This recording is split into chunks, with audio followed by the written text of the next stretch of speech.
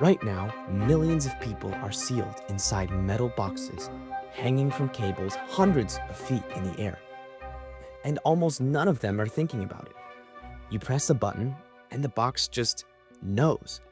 It stops within a few millimeters of perfectly level, every time. But have you ever wondered how? Now, you might assume it's simple. Maybe it's just a timer.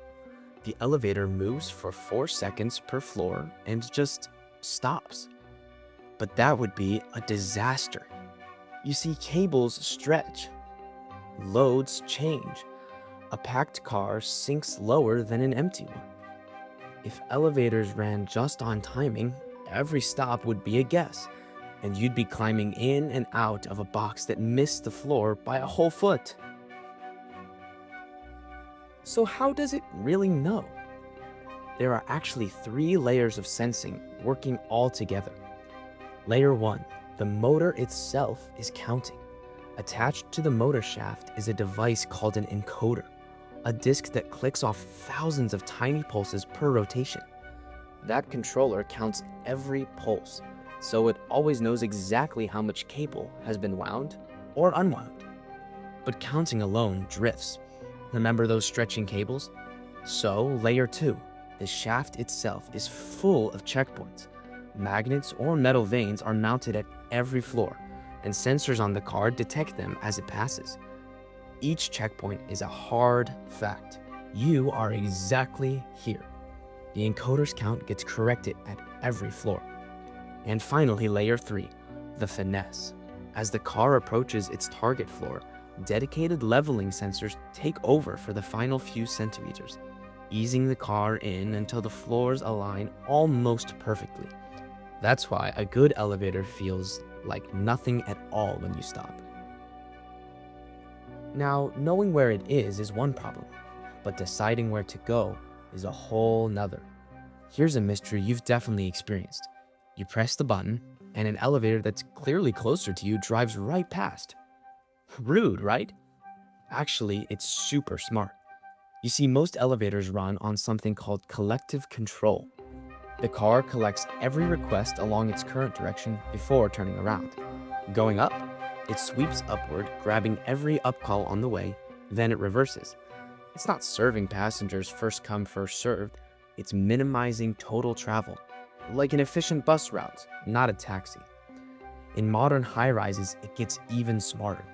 With destination dispatch, you enter your floor before boarding, and the system groups people going to similar floors into the same car. Fewer stops per trip, faster rides for everyone. Even if the lobby feels a little like being sorted by a robot, it's actually because it is. Now for the question behind the question, the one your brain quietly asks every time the doors close. What if the cable snaps? First, it's cables, plural.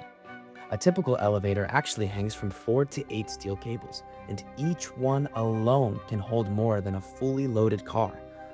Losing one is just a maintenance ticket, not a disaster. But the real hero is a 170-year-old invention.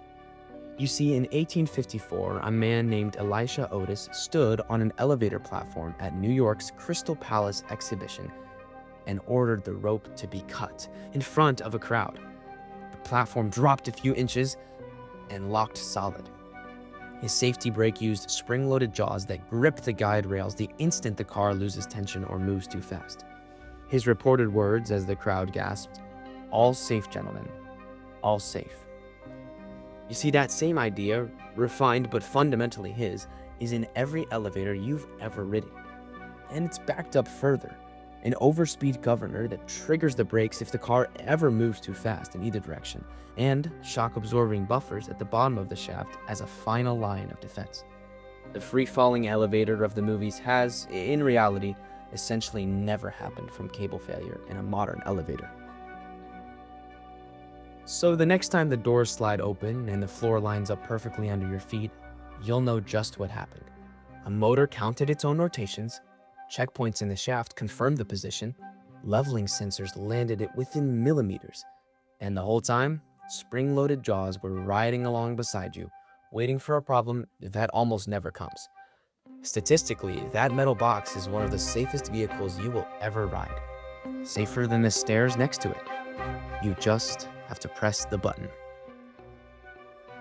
Thanks for watching this episode of The Details Show.